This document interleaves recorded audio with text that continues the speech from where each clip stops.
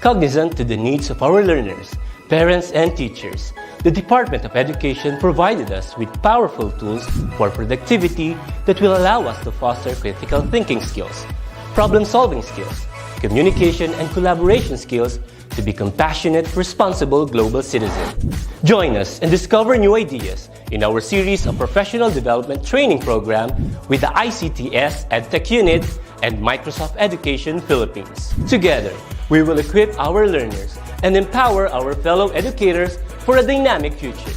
Para sa bata, para sa bayan, at para sa guro. Sulong Edukalidad.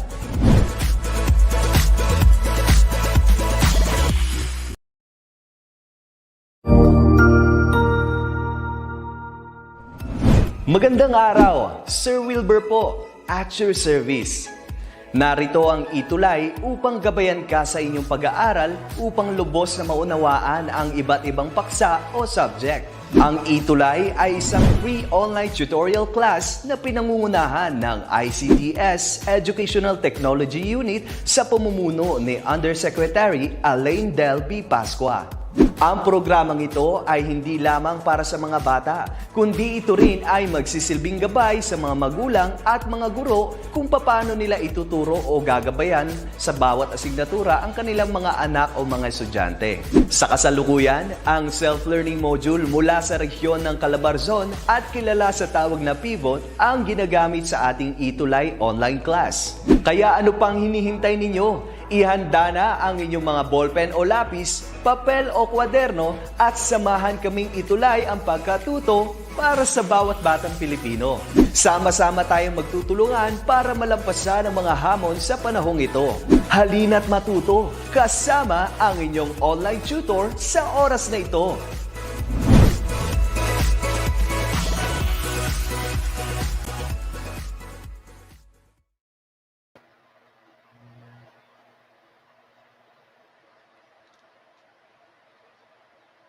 Good day everyone! Magandang umaga po sa lahat ng manonood ng ETUlay online tutorial for health optimizing physical education 4. Hello po sa ating mga learners, especially sa ating mga grade 12 students.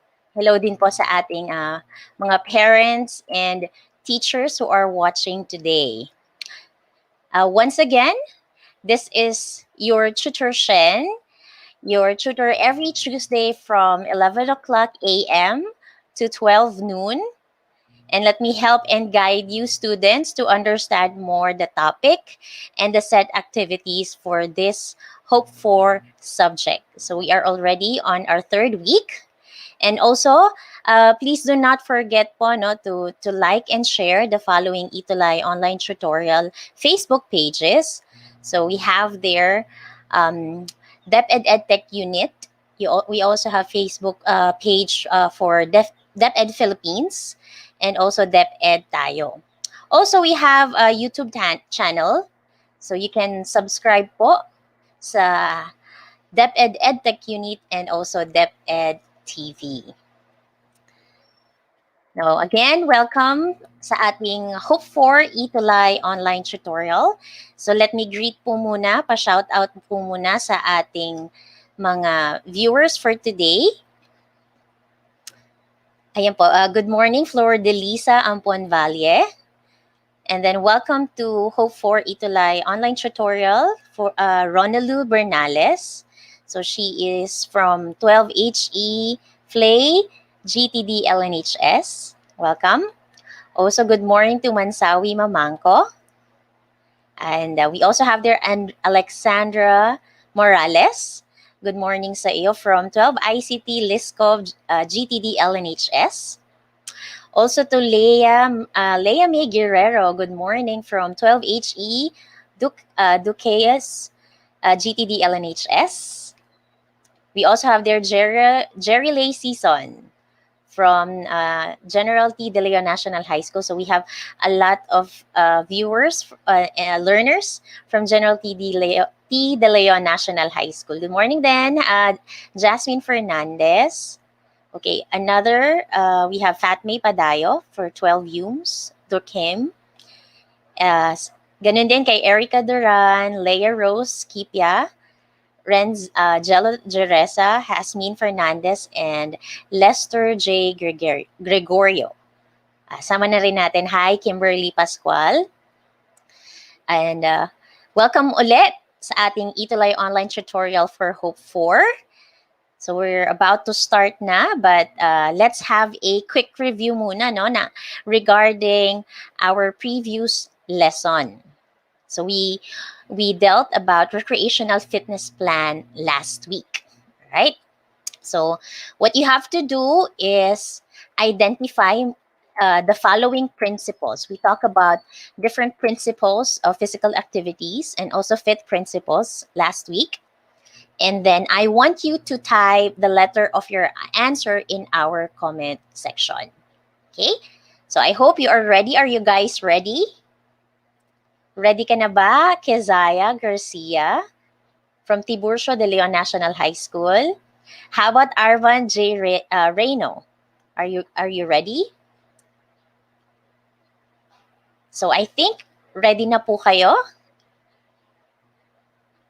Ayan, sabi ni Kimberly, yes po. So let's start now with the first question. Now, what principle is considered a development or continuation of the overload principle? Ayan, Armand, ready na din, Alexandra. So please type your answer. Is it A, overload principle, B, principle of progression, C, principle of specificity, or letter D, principle of reversibility? Can you type now your answer, the letter of your answer in our comment box? Yeah, while waiting for your answer po, good morning din sa'yo, Laika Alinal, and also to Christian Dominic Galsim. Yes, can you now type your answer? What is this principle?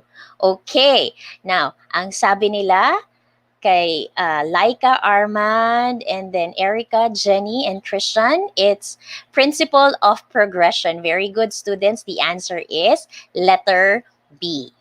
Good job. Next, let's move on to question number 2. What principle states that a body part gains according to its relevance to the conducted physical activities? Is it A, overload principle, B, principle of progression, C, principle of specificity, or letter D, principle of reversibility? So this time, can you type your answer? Yes, what is this principle? Okay, sabi ni Leia, it's letter.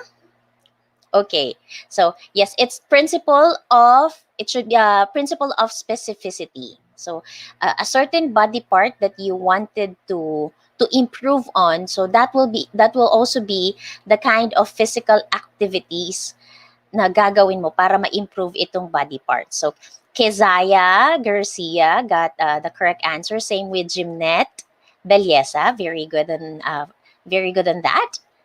Now let's move on to the third. Which among the principles of physical activity is described as the use it or lose it principle?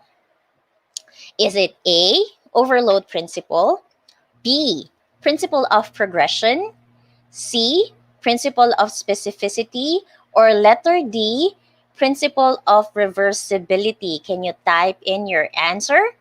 While waiting for your answer, batiin ko muna si MJRC. Good morning from General T. De Leon National High School. Also kay Francine Vallespin. Kay June Falaria Pepito. Okay, so ayan na yung mga answers nila ni Arcilia, Armand, Erica, Leia May, Jimnet, Jenny, and Laika. Their answer is letter D, that's principle of reversibility. So use it or lose it principle. Good work, students. Now let's have the fourth question. What fit principles refers to the duration spent in doing recreational activity to increase the progress and overload of an activity? So is it A, frequency, B, intensity, letter C, time, or letter D, type. So we're talking about here the duration spent. So while waiting for your answer, good morning, Andrea Medina from General Tiburcio de Leon National High School from Valenzuela City. Yes, and also kay Mercine sa Bandal, good morning. Kay Ayumi Samonte and Margot Nunag. Yes. What's your answer, students? Okay. Your answer your answer is letter C, time. Very good. And very good on that. Laika, Keziah, Lordan, Jenny, Erica, and Margot. Same with John Vincent, Jasmine, Arcelia, and Franz Rain. It seems that you really understand these principles of physical activity and fit principle. Let's have the last question. Now, which among the fit principles pertains to the number of times recreational activities are done in a week? So usually it answers the question how many. Okay? Sige, while waiting for your answer again sa ating comment box, let me greet Kevin's Steven Busog from 12 ABM Ramos General T. De Leon National High School. And also to Rovic T. Reyes from 12 GAS Darwin. Okay, ayan na ang kanilang mga sagot. Yes, Arcelia, Jenny, Margot, Erica, Fatme, John Vincent, your answer is correct. Sama na natin si Rona Lu. It's frequency. Ayan. So, very good on that, students. The previous lesson last week is about fit principles and physical activity principles. Now, remember, no, ang fit principles, okay, this principles, it gives you an outline how you can manipulate yung inyong fitness program, yung activities ninyo to get in shape and syempre to get better results. Okay, and with this fit principles, now you can figure out, no, if you want to change your workouts just to avoid yung boredom, overuse injuries. Okay, so yan yung mga benefits at importance ng principles of physical activities and then fit principles. Congratulations sa lahat ng mga nag-participate and especially for the students who got a perfect answer for this review. Now this time, let's have another activity. This is entitled Guess Who. Okay. Now, I just want you to identify, all right, with the picture that I will show on the screen later on. Okay. And then also, I want you to type the name of the person. You may also include your idea about this person. Now, let me show you. Are you ready? Okay. Now tell me, who is this person that you can see on your screen? Guess who? Can you now type your the name? Can you type the name of your answer? And somehow you can include as well about the activity or saan mas naging kilala ang taong ito. Okay, sabi ni Arcelia Onesimus, okay, Garduse. Pero may question mark, no? But maybe you were able to heard this from the news and napag-aralan na previously. Okay. Yes. Ayan, nasabi na ni Lordan F. Acuña, okay, Romeo or Romy Garduse. Yes, very good, Lordan. So, si Lordan binigay niya yung complete name of this person. Yes, that's correct. This is Romy Garduse. And kindly give a brief information about this person. According to Arcelia Onesimus, Filipino summiter, okay, yeah, isa yung Mount Everest, very good. Same thing with Lordan. Okay, first Filipino to complete the 7 summit. Very good, students. Okay, so you already have the idea with this person. Yes, that is certainly correct. Romeo Garduce is the first Filipino who historically complete the renowned 7 summits of the world. Okay, so that's again Romy Garduce. Okay, so he was able to climb yung 7 summits, no, na like for example yung Mount Everest, okay, yung Aconcagua, Denali. We also have there Mount Kilimanjaro, Mount Elbrus, Mount Carstens, okay, and also the Mount Vinson in Antarctica.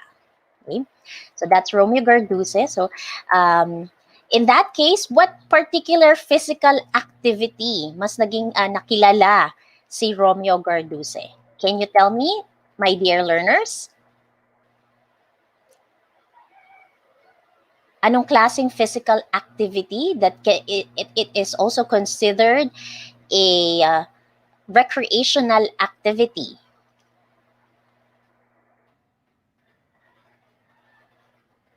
It's it's the physical activity is, yes, we have there mountaineering. Okay, yeah, very good. So today we are going to discuss about moderate to vigorous physical activities. So particularly, we're gonna learn more about mountaineering activities. For Hasmin Fernandez, sabi niya he is a mountain climber. All right. Now let me give emphasis to our most essential learning competency for today. So engages in moderate to vigorous physical activities, or known as MVPAs, for at least 60 minutes most days of the week in a variety of setting in and out of school. And these are our specific objectives is you have to engage in moderate to vigorous physical activities for at least 60 minutes most days of the week in a variety of settings in and out of school. We will also discuss the nature and background of mountaineering activities and also identify the basic fundamental skills in hiking. Lastly, familiarize with the different facilities and equipment used in mountaineering activities. So are you guys ready to learn more about this? Okay, but before that, I want you to have this activity essential question right and go. Now, I just want you to answer this question, and please type your answer in our comment section. Now, how will you benefit from engaging to physical activity like mountaineering? While waiting for your answer, let me greet again some of our viewers. Yeah, good morning, Kelly Binalay Jr. From 12 Gas Integrity Parada National High School. Also, let me welcome Rosemary De Vera from 12 ABM Ramos General T. De Leon National High School. And we also have there Jessa Fadol, good morning. From ABM 12 Empathy Parada National High School, Senior High School.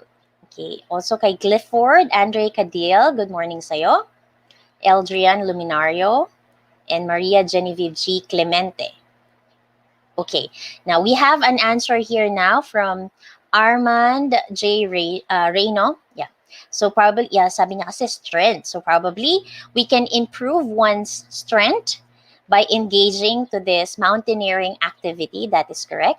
How about the others po? Can you type in our comment box, what can you gain if you engage to this mountaineering activity? From Arcelia Onesimus and Jasmine Fernandez, so they have both the same answer.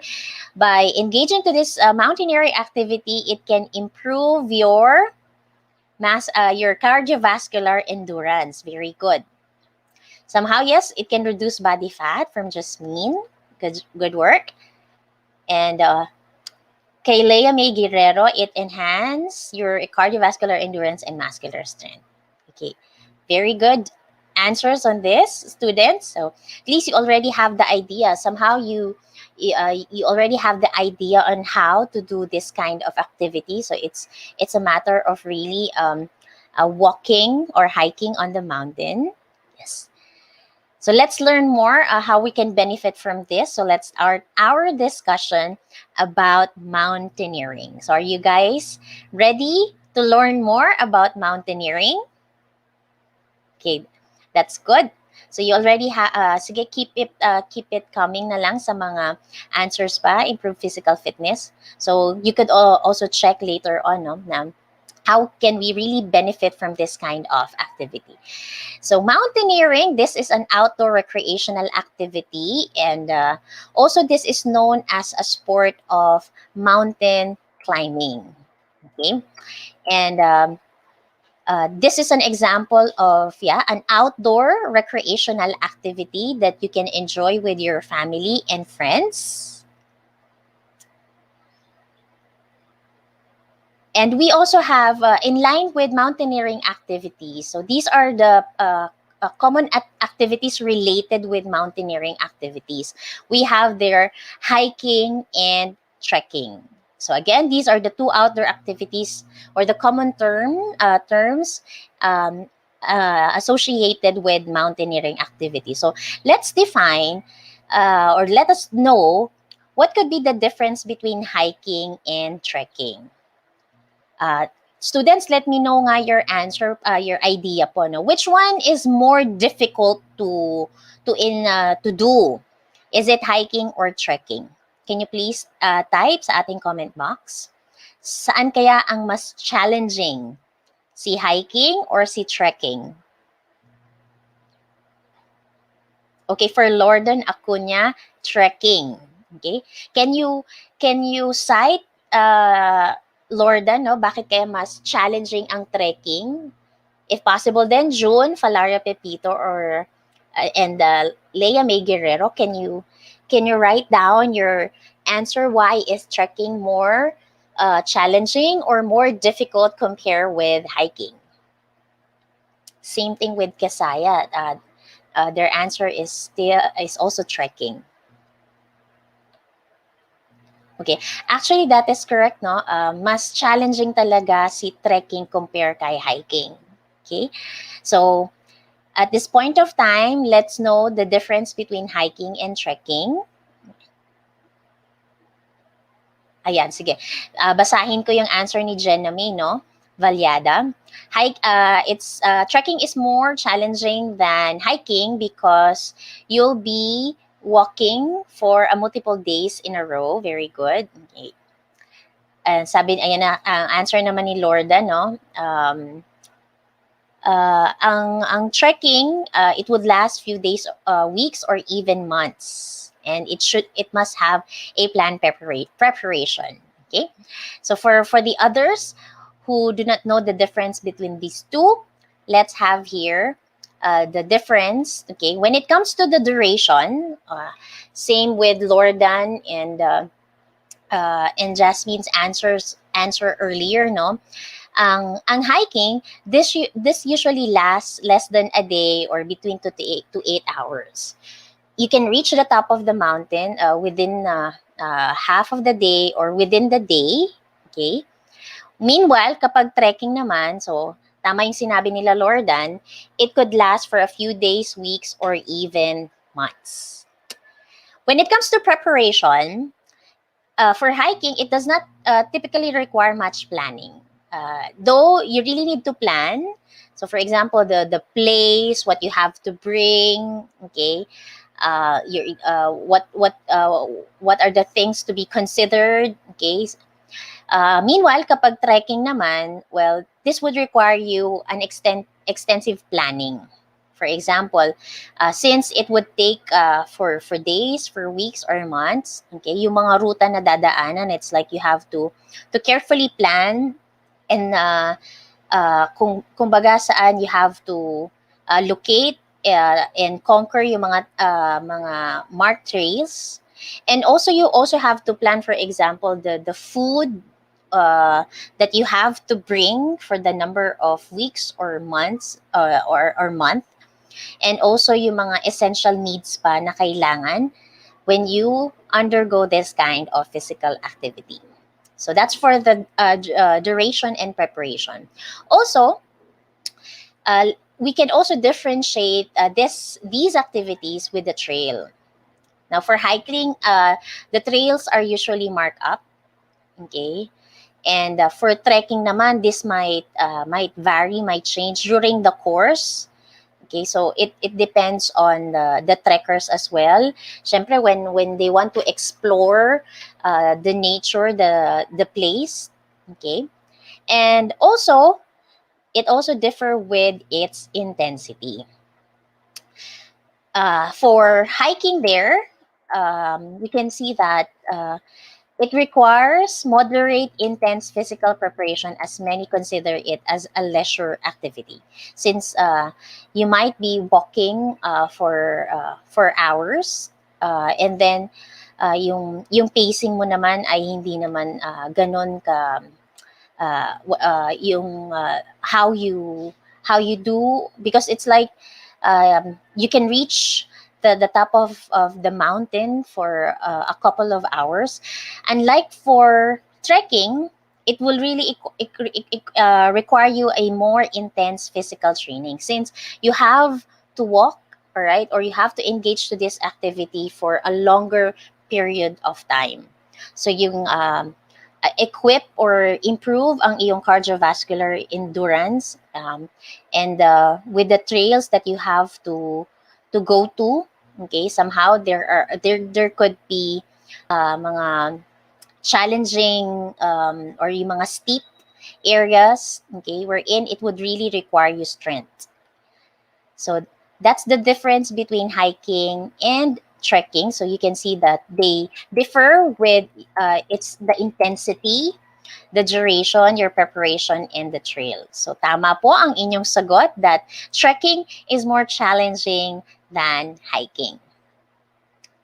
Next, we have here Mountaineering Essentials. We were able to talk about earlier, no, yung preparation that you'll be needing things when you do this kind of mountaineering activity. So let's learn the different mountaineering essentials. So first, you'll be needing a backpack. So a backpack, this is a large pack that is supported by, may tinatawag tayong external or internal frame, and it is used especially for carrying your supplies when hiking and camping. So with your backpack, you might put here all the things, the important things, the essential things that you need as you engage to this activity. For backpack, we have here internal backpack and external backpack. So we will know the difference between these two kinds of backpack. Let's start with the internal backpack.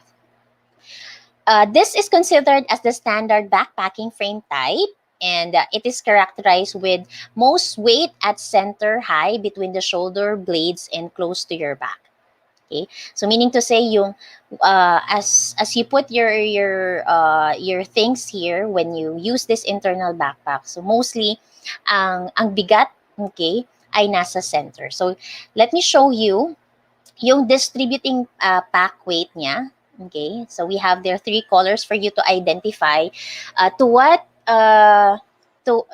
area will you have to place yung mga objects na dadalhin nyo.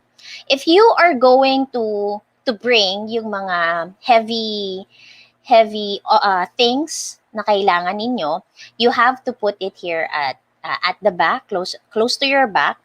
Okay, so sabi natin yung distribution ng weight, no, so yung bigat ay mostly nasa center. So gamit ninyo na mabibigat, you have to put this in this area. And then yung mga medium objects or gamit ninyo, okay, here on the top. And somehow, dito naman sa part na to, at the bottom, is yung mga lightweight objects na kailangan ninyong dalhin. So this is for the internal backpack. let's now move on to the external backpack. And for external backpack, this is recommended for trail hiking only.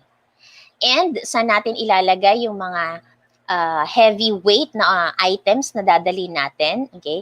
It should be packed on top and closest to the back to the center, the pack's weight, over the hips and help you to stay in a more upright stance para din yung sa inyong balance.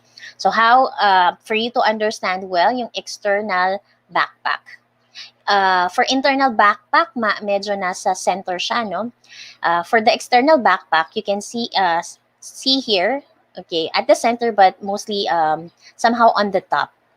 So this is the area where you have to put your heavy items. And for the medium weight items, so here at the middle, and still here ang mga lightweight objects na kailangan ninyong gawin. So backpack is very essential because at least ito na yung gamit kung saan lahat ng gagamitin mo for this activity ay mailalagay mo na sa inyong backpack. Now, we have here tips to a backpack. What are the things that you have to consider, all right, when you have to prepare your backpack. So this is according to American Hiking Society Organization 2020 para mas ma-organize ninyo ang inyong gamit. So we have here the first one. You have to find the right backpack, small bag for a day's hike. So this would depend on the number of days, syempre na kailangan ninyong isagawa ang inyong mountaineering activity. So if it's just a very short hike lang naman, okay, you can bring a small bag but if you have to last for a couple of days or weeks, syempre mas malaking backpack ang needed ninyo because you have to bring added essentials for this activity. Next, sleeping bag at the bottom. And then backbreakers, heavier items should be kept at your back para ma-maintain yung stance, yung balance.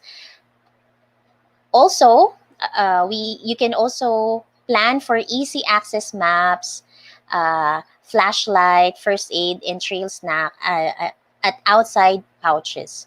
So aside from from how you organize, okay, the things on your backpack, okay, so at least try to put your this essential items like flashlight, first aids, and trail snack, wherein you can have an easy access just in case you needed, in case of emergency or an injury, you can easily get the first aid, no?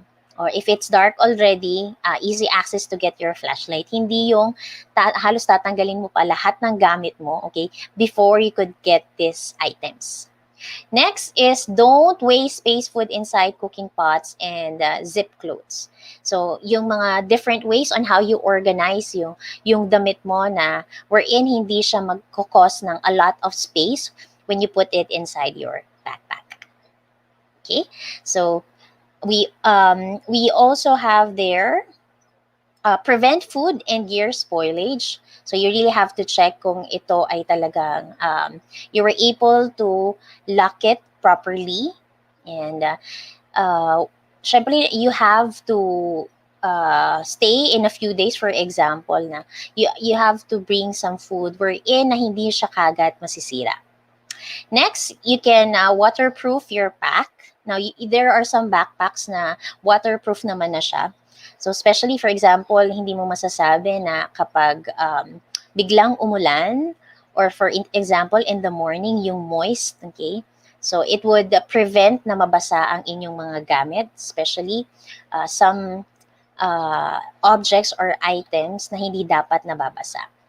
And the last one is wear your pack correctly, proper tightening of the straps. So yung iba kasi no, parang it seems that masyadong loosen. So the tendency is parang nadadrag din yung weight mo pababa. So you have to tighten the straps. So these are just examples or tips on how to pack your backpack. Aside from the backpack, we have here the footwear. So they are different footwears that you can use when you engage to hiking or trekking. Let's have the first one. We have this hiking shoes. These are flexible shoes, but used for hiking, but somehow it provides less support. Aside from hiking shoes, we have there the hiking boots. So here, as you can see, it gives more support and it has more protective features compare with the hiking shoes. Okay. Next, we have here the backpacking boots. So yung support design nitong shoes na to is usually used for longer treks. And since it's longer treks, you'll be carrying heavy loads of items. So those are examples of footwear. So it would just also depend with if you're gonna engage into a hiking activity or a trekking activity. Aside from footwear, we have this trekking poles. So by looking at the video, somehow you already have the idea with this kind of equipment. Next, we also have their other must-have essentials. Okay, so aside from the backpack where you have to put your things, yung shoes to give you aid as well, or hindi masyado din to protect your lower extremities as you walk, and also yung mga trekking poles to aid ang hikers or trekkers as they walk and go on top of the mountain, especially lalo na kasi pag sa trekking poles, kapag may mga knee problems, no, with this kind of equipment, hindi masyadong mapupwersa ang inyong tuhod. So with that essentials, let's have the other essentials or other must-have essentials that you have to bring when you engage to this kind of activity. So the first one we have there, the first aid kit. So remember, no, this is very important in case of emergency or may injuries na hindi inaasahan while during the hiking activity. Aside from that, you'll be needing water, syempre, no. So to prevent you from dehydration, so you'll be needing water. Also, yung sleeping essentials, especially if you have to stay there for weeks or for months. Okay, ang sleeping essentials natin, it can be merong mga sleeping bag, may mga sleeping pad, okay? Or maybe you have to bring a tent wherein that's the place where you can rest and sleep. Next one, you have their cooking essentials for the number of days. Syempre yung food na kakainin mo somehow, or you were able to prepare yung mga pots, okay, yung mga kailangan mo para makaluto. Aside from that, it's also essential yung mga two-way radio kung meron, but mostly you have your cell phone naman for in case of emergency that you have to call for help, okay? Or sometimes ginagamit na rin natin to take pictures. Yes, kay Lorda, no, sinabi niya ng topographic map, that is correct. So you also need some topographic map, okay? Oh, yes, we also call that as trail map. Okay, just to be aware where you are already, how long do you think you could reach the top of the mountain o yung mga dadaanan mo, especially yung mga safe areas na dadaanan. Also, yes, you have there the insect repellent or sunscreen, yeah, especially if you have sensitive skin, okay, you can bring those repellent. Also, yung fire starter or matches kung gusto nyo mag-bonfire. But then there are areas wherein hindi na rin pinapayagan ang bonfire. But specifically, if you have to cook, no, you'll also be needing this matches or or tawag din nating fire starter. Next, you might, if you have your binoculars, so just to see more yung area, no? To see it, and also meron naman na kayong camera, okay, to also to take pictures with sa beauty ng nature. Aside from that, you have your multi-tool or your knife. You can use this sa pagluluto, or for example, um, uh, may mga puputulin kayo, like for example some wood, some sticks na gagamitin niyo. So you have this multi-tool or knife. And the last one is sufficient food. So you really have to plan, okay, for the number of days that you have to engage with that particular mountaineering activity. Okay, you have to yung needs na kailangan mo within the day, and for how many days. So these are or what we call the other must-have essential, aside from the backpack, footwear, and the trekking pole. Now, sabi ni Jenna May Valiada, no, essential din ba yung whistle? Yeah, somehow pwede rin to, no, kasi it's a form of communication, no. Kung malayo, at least pag may whistle or nagkaroon pa kayo ng mga ano dyan, no. For example, kung long blow ng whistle, ano ibig sabihin yan? May form of communication kayo. So, in case of emergency, okay, or in case na need help, right, you might be using a whistle. At least naririnig din nila somehow nasaang parte ka, nasaang area ka. So yeah, we can also consider whistle, Janame. So those are the other essentials. Now we have here basic skills and hiking and trekking. Now with this kind of activity po, all right, syempre every activities that we can engage, no, there are some skills that we need to consider. And for the basic hiking skills po, okay, we have here, the first one is you have to set your hiking space. So we need to say for hikers, no, you also have to determine yung pacing ng iyong katawan. Because you also have to, it's very important that you have to prepare your heart, your lungs, your legs para sa malakasang walk o yung mahaba-habang lakaran. And as you set your hiking space, no, it could also establish what may be a good pace para sa katawan mo. Okay? Later on, we can have, we have there the tips to find your pace. So for example, as you set your hiking pace, pwede nang, for example, you can start with a fairly or easy walk, no? Yung medyo chill na walk lang for 5 minutes. And with the same pace, same length, okay? And also the same speed ng inyong pag-step. Okay? And then after that, try to check yung breathing, ang paghihinga ninyo. If it's a normal breathing with that fairly easy and walk for 5 minutes, no? Kung kaya at normal pa, you try to increase your pace and, you know, start over kung kakayanin mo. Okay? For kapag if you are breathing heavily and you are sweating na, no?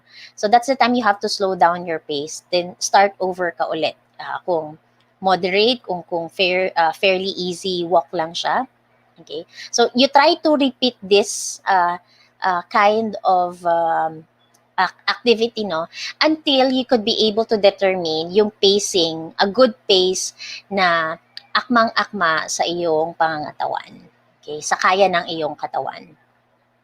So in that case, somehow you know, if you engage now to a hiking activity or trekking activity, no. So at least you could, you know, you're able to find your steady pace. Next one is establishing your rhythm. Okay. So this would require you to breathe and and pace, yung breathing rate and yung pacing rate mo for a long period of time. So yung rhythm, no, so for example, no, when you walk, you may swing your arms synchronous sa step, okay, na hinahakbang mo, okay, so that you can maintain a good momentum. So with that, no, it's just a matter of pacing and establishing your rhythm when you engage to hiking and trekking activities. Okay, so those are the basic skills in hiking and trekking. Now, at this point of time, I would I would want to show you a certain video of a mountaineering or the nature as itself, and some of the mountaineers as they engage to this kind of activity. You can, you can imagine yourself as well. Okay, how would you feel? Okay, when you engage yourself to this kind of activity. So let us watch this video.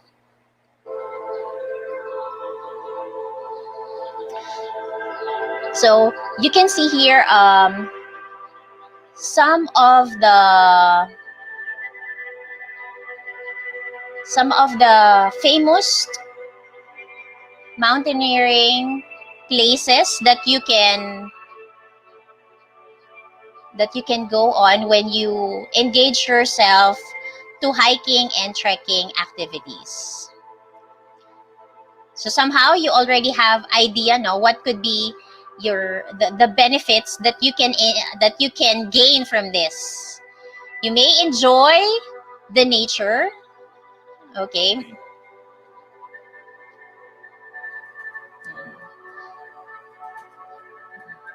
Some of you already have a background, no? Ayan, nakikita natin yung some of the essential things that you need to bring during a hiking or trekking activity. Okay. Also, you can imagine, no? You are walking with your friends and family, okay, while enjoying the nature.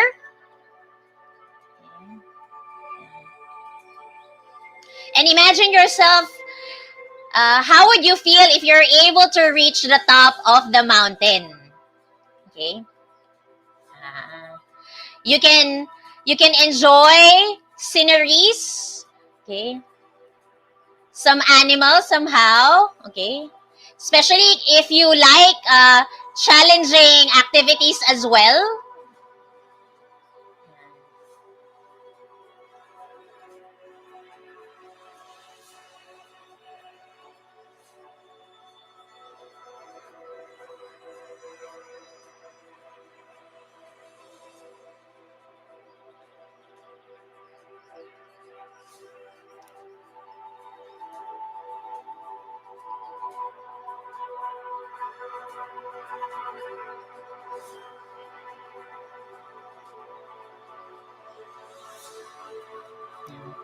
So one, we have the Pico de Loro. That's also one of the famous place to go for a mountaineering activity. You can enjoy the clouds, the different. You can really enjoy how and appreciate how rich ang Pilipinas din sa mga natural resources. All right. Yeah, so those are some of the famous places wherein you can engage to a mountaineering activity. So different benefits, yes, that's correct. No, you can really improve your cardiovascular endurance because you have to walk for a longer period or for a sustained period of time. And also, yung mga skills, no, somehow your leadership skills, you can also develop with this kind of activity. Somehow your socialization, your form of communication. So not just the physical aspect, no, but as well as with the social aspect or mental mental aspect can be improved when you engage to mountaineering activities. Okay? So, depende rin sa mga sa activity kasi no, if it could be considered as moderate or vigorous. So, particularly with with the kind of challenging activity for a trekking activity, no, it's considered a vigorous intensity of activity. Now, let's wrap up. No, let's summarize what you have learned for today's activity. So, students, you just have to answer this question po, no? This activity, rather, you just have to match the usage and description of tools and equipment of each picture below by choosing the letter. Are you guys ready? So, these are some of the essential items that you need when you engage to mountaineering activities. Let's start with the first one. This is the most important equipment. So sabi nila, ito yung considered most important for hiking and trekking, which is known as your home on your backpack. Okay? So what could be your answer? Can you please type your answer in the comment section? Yeah, for Arcelia, Onesimus, and Jenny May, their answer is letter B. That is correct. So we have there the backpack. Next. So very good. Erwin, Lordan, Rosemary, Jenny May. Let's have number 2.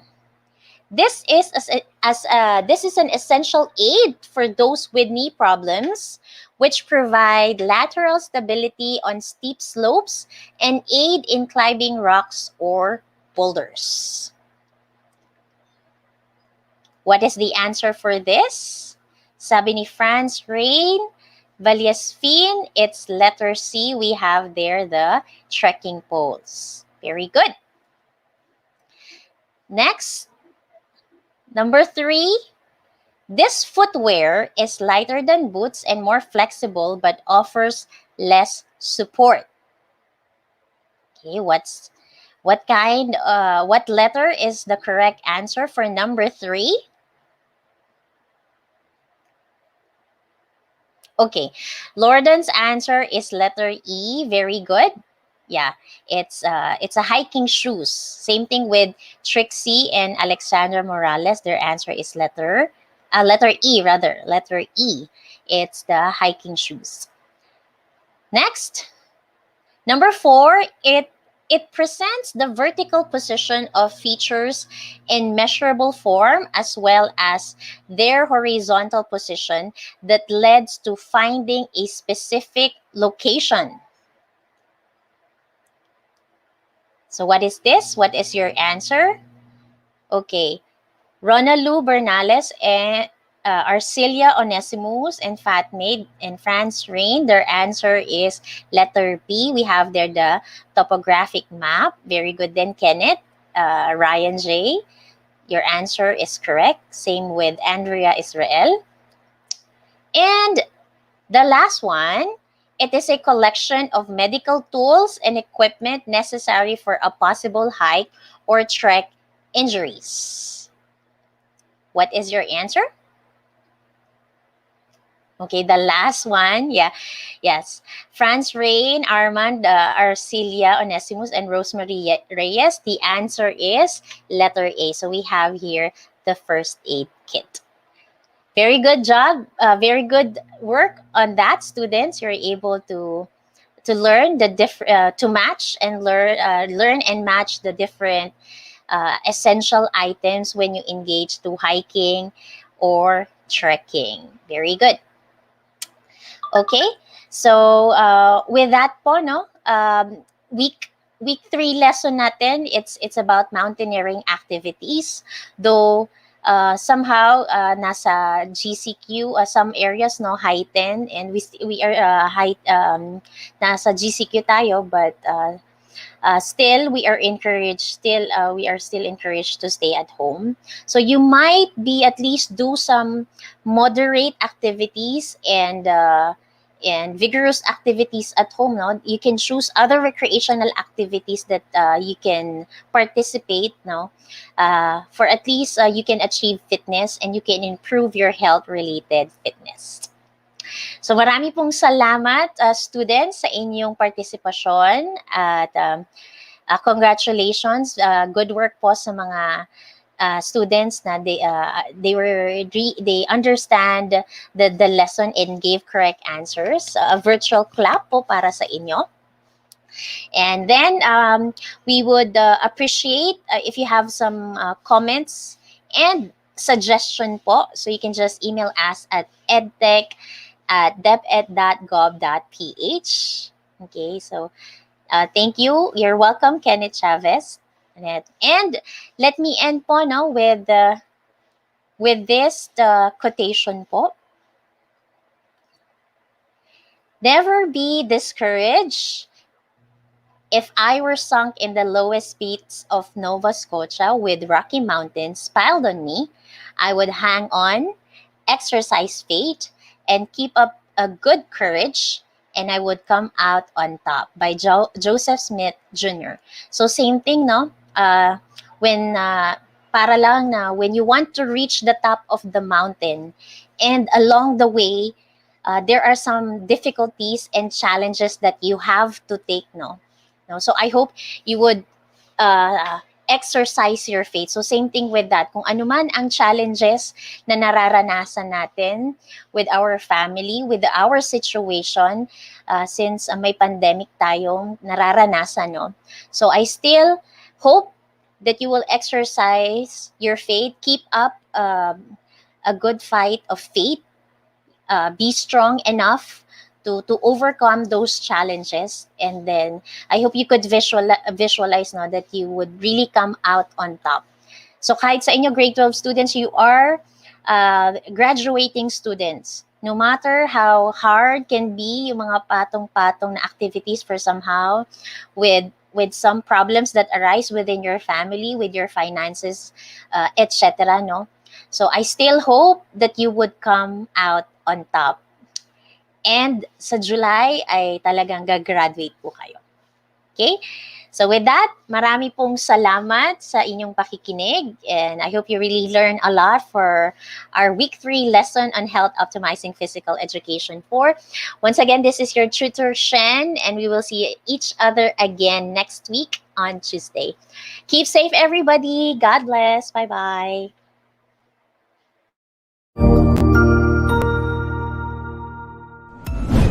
Sigurado ako na marami ka na namang natutuhan sa ating ETUlay tutorial session ngayong araw. Tandaan, ito ay hindi lamang para sa ating mga mag-aaral, kundi pati rin sa ating mga minamahal na guro at mga magulang na kaagapay natin para maituloy ang pagkatuto sa kabila ng nararanasang pandemya.